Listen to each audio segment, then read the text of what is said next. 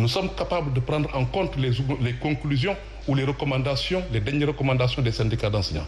S'ils nous reviennent jeudi avec une amélioration de leurs propositions, s'ils nous reviennent jeudi avec des syndicats qui vont avoir l'aval de leur mandat, nous pensons que nous pouvons ne pas entrer dans la zone rouge. Parce que si on sort de février, mais Evelyne, je vous assure qu'on va entrer dans la zone rouge et ça va être très compliqué pour ces enfants-là.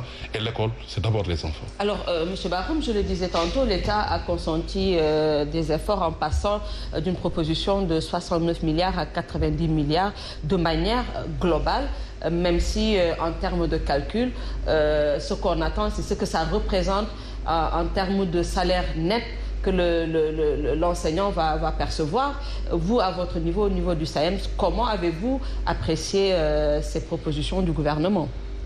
Bon, merci Madame Evelyne. Vous me permettrez de véritablement demander plus que jamais la sérénité à tous les acteurs. Autant que nous sommes, nous demandons aux uns et aux autres à garder la sérénité. Le directeur l'a dit, cette école, c'est la nôtre. Et il nous appartient de la conserver et de la transmettre à d'autres générations qui puissent porter véritablement la formation de l'élite qui doit définitivement porter le développement de ce pays-là. Et je le dis, le directeur est venu sur les propositions du gouvernement, sur les efforts consentis des deux parties. À la sortie de cette réunion du samedi 19, il faut dire, moi je suis le secrétaire national à la presse et communication du syndicat autonome des enseignants du premier secondaire. Toute la nuit, pratiquement, nous n'avons pas dormi. Pourquoi? Et vous savez, quand vous êtes délégué par une base, et cette base, il faut quand même que les gens sachent qui est cette base qui a délégué les secrétaires généraux et leurs collaborateurs. Aujourd'hui, c'est l'élite de ce pays. C'est la plus haute hiérarchie de l'administration qui est dans le corps des professeurs. Et donc, ces gens qui ont quelque part lit à travers les réseaux sociaux un compte-rendu, alors qu'ils attendent véritablement le compte-rendu de leur plénipotentiaire. Voilà une discipline syndicale. Et les plénipotentiaires qui étaient désignés pour faire le compte-rendu ont travaillé toute la nuit, parce que vous savez, il faudra quand même que les gens se partagent le travail pour que véritablement que nous puissions vérifier avant de pouvoir envoyer au niveau de la base. Et donc, de ce point de vue, le dimanche, hier, je le dis, toute la journée, nous nous sommes réunis au niveau du SAEMS comme autant au niveau du QSEM avant quand même qu'il y ait un comité technique qui puisse permettre d'évaluer au niveau, à la sortie de ces rencontres, ce qui a été dit par les médiateurs, mais aussi par les parents d'élèves.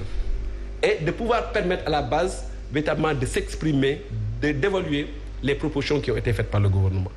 Et donc, de ce point de vue, je voudrais demander aux professeurs qui sont affiliés aux organisations syndicales que nous constituons, quand même que ce débrayage de ce lundi vous a permis tout simplement d'évaluer toutes les propositions et de donner vos perspectives de lutte.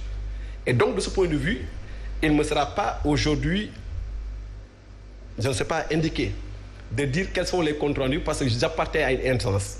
Et que tous les PV sont en train d'être centralisés par l'administration du syndicat et de l'autre côté, pour que demain, que les gens puissent faire véritablement une synthèse et de voir qu'est-ce que la base attend véritablement de ces trucs-là. Mais vous me permettrez de dire, le directeur l'a dit, vous savez, le dupe que le gouvernement est en train de poser, c'est quand il communique sur la base des chiffres. On les appelle des chiffrologues. Aujourd'hui, ce qui intéresse l'enseignant de Ekelo, de Logro-Thioli ou de Neidasi, c'est qu'à la fin du mois, tel que l'a indiqué le gouvernement, qu'est-ce qui va entrer net sur son bulletin de salaire?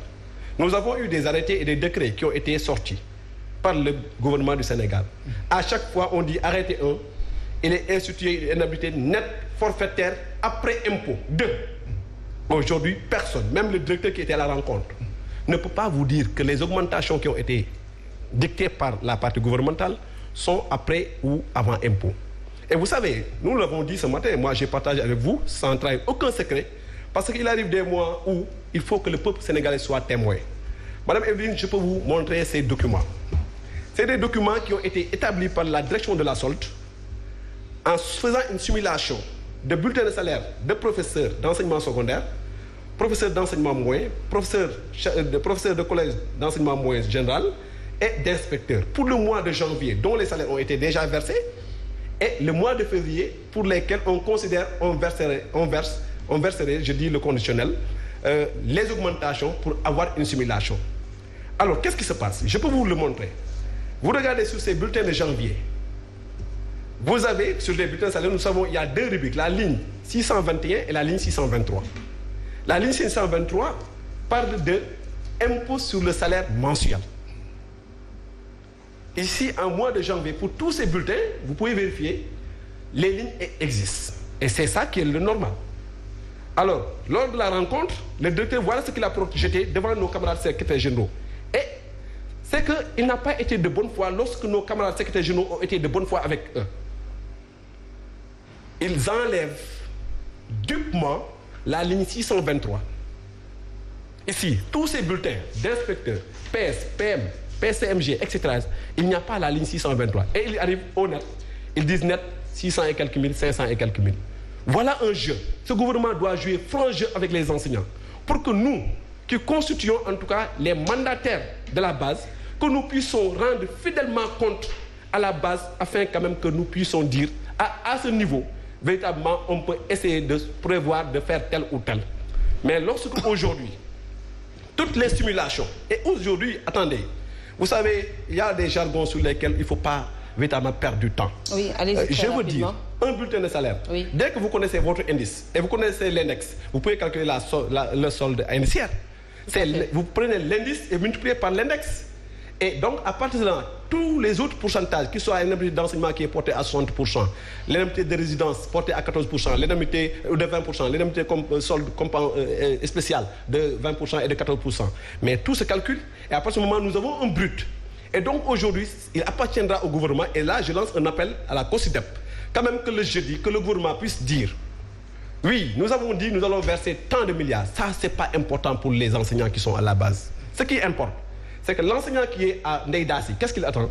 C'est qu'à la fin du mois, combien il va gagner en salaire net. Dès qu'on vire son salaire, voilà, pour quand même qu'il puisse être véritablement dans les dispositions de pouvoir penser à une suspension ou bien à une continuité. Très bien, et là, ça va nous permettre de pouvoir attendre et de dire que peut-être le gouvernement a fait des efforts pour nous mettre sur les mêmes rangs que les autres travailleurs de la fonction publique, en attendant quand même que dans d'autres années, qu'un gouvernement beaucoup plus dynamique, beaucoup plus courageux puisse aller attaquer la correction du système de rémunération. Alors, M. Diène, comment appréciez-vous les efforts consentis par l'État du Sénégal en faveur des enseignants que vous êtes? Bon, écoutez, merci beaucoup, Evelyne. Oui. Merci à mes co-débatteurs, le très cher Cheikh Mbow, que j'apprécie beaucoup, de même que Tamsir Bahoum, que j'ai toujours, effectivement, assisté lors des grandes assemblées générales.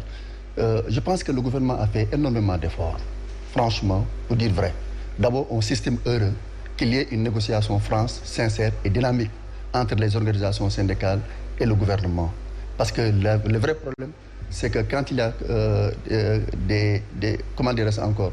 des incompréhensions, le plus important, c'est de s'asseoir et de discuter.